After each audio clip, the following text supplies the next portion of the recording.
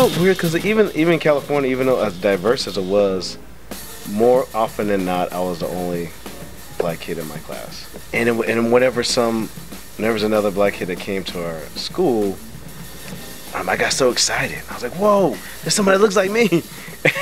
But then the next year they would move away. I'm like, wait, where'd you go? Like, we didn't get to, you know, what's up? You're leaving me. Like, it's supposed to be more me.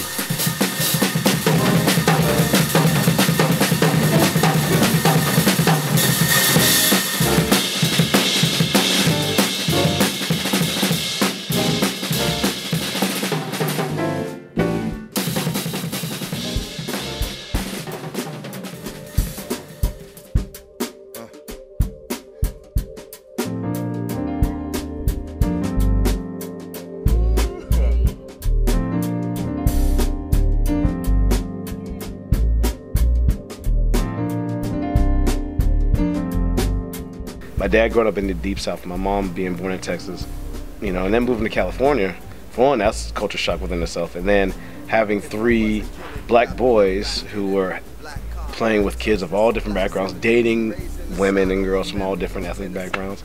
I sometimes stop and think, like, how cool is that? That might, you know, at any given moment, my parents could have said, well, why are you dating that person? You should date that person, or why are you hanging out with that person?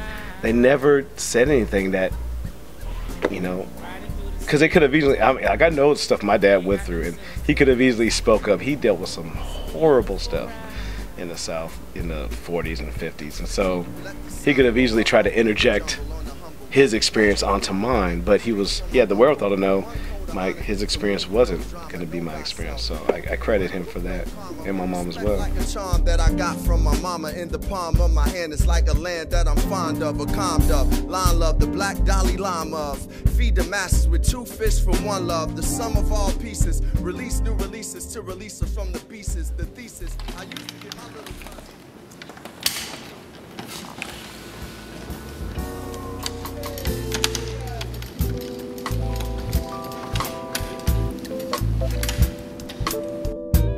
Usually the way it worked is my mom would cook during the week, and then my dad had the weekends.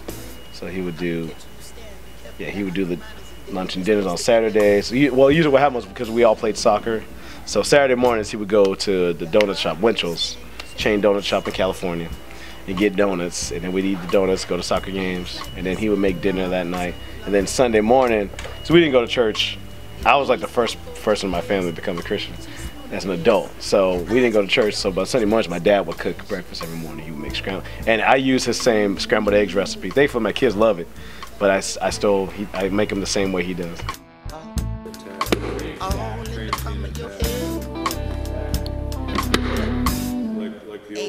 Some musical event where I knew my parents were in the audience, those were definitely my happiest moments. I would love it as I got older, like playing in clubs and doing, you know, actual gigs, seeing them out in the audience. It's so funny because my dad would just be sitting there and chill, and my mom just be grinning the whole time. She'd be like, it was so cute. It seems like my whole life I want to be a professional musician. I always tell people my first love was soccer, because I started playing soccer when I was 4 years old. And then I started playing music when I was 6.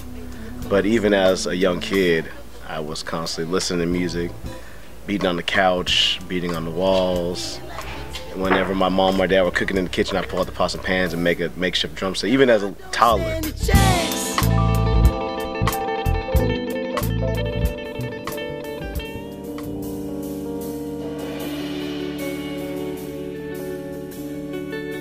I hope that people of faith they remind themselves of what they believe in. You know, if you're a Christian and you believe in Christ, and you believe in Christ's love and that He died for you, that's value, and that's not just. I feel like sometimes one is used as a weapon. Sometimes it's talked about, but people don't really feel it. Like, that's a heavy weight. Like, we can't fully fathom what that even means. That's a layer of intensity it's remarkable. But the willingness to want to understand or just accept it and believe it, really believe it, I think it's that's been part of my journey, really getting that, like not even having a clue of what it means to be loved by God, but the willingness to accept it and think, well, if that's the display, if God showed me his love this way through what Christ did, the very least I can love myself because God was willing to do that for me. And that's heavy. That is so heavy, but it's beautiful.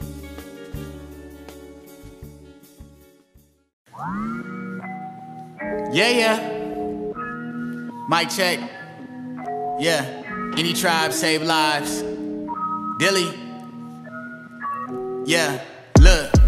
So that's been definitely my journey. Is that just being okay with myself and not even accepting the flaws, loving the flaws. Like that was the thing. Loving the things that I don't like about me, learning how to love them. That messed me up. I was like, whoa, okay. Because for a long time I hated the things I didn't like about myself, and I was like, no, that's not it. That was the problem, and that's why it was hard to get the concept of love, to love myself, to really accept God's love. It's because I couldn't love even the things I don't love about me. They all know that once I snap it, I'ma take a knee like Kaepernick, your favorite pacifist. That whole life. I love living. It's so cool. It's just, when you've been through some stuff, you learn to appreciate everything. I think that's the thing. I'm just curious about everything. So that curious eventually leads to joy, like just wanting to know what's the why, how did that happen, how does that lead to that. It excites me about life. I like to know the why of things.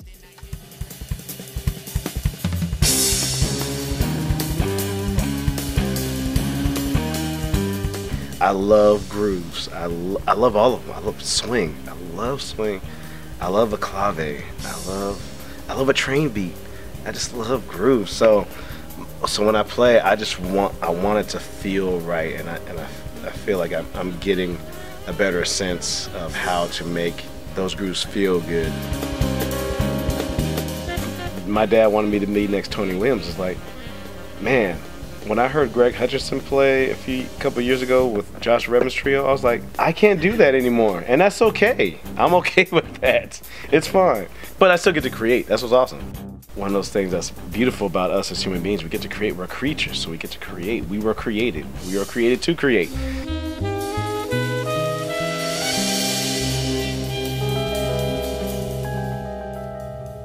Why would I not like playing music? That's why I can't understand like bitter musicians or being angry on the stage. Like, I understand in a moment you might be frustrated, sorry you're carrying something, dealing with. I've been there, I've carried something to the stage, fight with Mariah, something I'm dealing with, whatever, the death of my parents. I had to play the same week I buried my mom. I mean, so another highlight, I was playing at Village Vanguard the night after I buried my mom.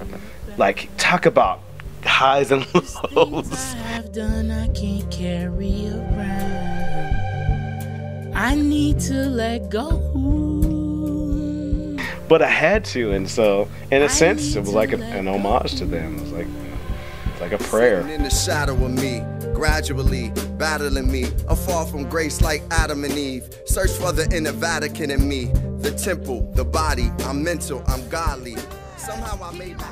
I really try to seek out the good in everybody, and even every situation, like even when things are rough and tough, trying to find the good. And in our political climate, it's even harder, it seems, in this country now. But whether it's being active socially, or just calling a friend, hanging out with people, like new drummers move to town, like, hey, got your numbers, have coffee. Like, yeah, let's go have coffee. And I don't sit and have coffee right after the guy I just met, whether it's dad or, supporting my wife running for Congress, or, I try to inject some kind of positivity in my world as much as I can. So I think I feel like I'm getting better at that.